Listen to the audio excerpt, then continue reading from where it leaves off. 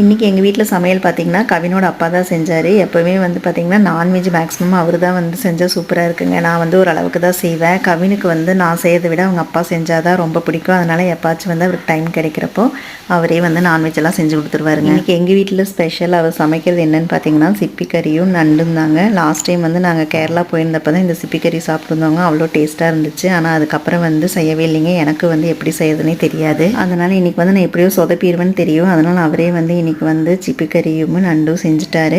அதை பார்க்குறப்பே வந்து எனக்கு டேஸ்ட் பண்ணணும்னு தோணுச்சுங்க. அந்தளவுக்கு கலர்ஃபுல்லாக இருந்துச்சு. டேஸ்ட் பண்ணி பார்த்தா அவ்வளோ சூப்பராக இருந்துச்சுங்க. நார்மலாக எப்போவுமே வந்து மட்டன் சிக்கன் அந்த மாதிரி சாப்பிட்றதுக்கு பதிலாக இந்த மாதிரி சீ ஃபுட்ஸ் எல்லாமே வந்து சாப்பிட்டோம்னா உடம்புக்கு வந்து ரொம்பவே நல்லதுங்க. கவினுக்கு வந்து சீ ஃபுட்ஸ்னால் ரொம்பவே பிடிக்கும். நான் செய்கிற சமையல் விட கவினுக்கு வந்து அவங்க அப்பா சமையல்னால் வந்து அவ்வளோ பிடிக்குங்க. இன்றைக்கி வந்து அவனுக்கு ரொம்பவே பிடிச்சிருந்துச்சு அவங்க அப்பா செஞ்ச சமையல்.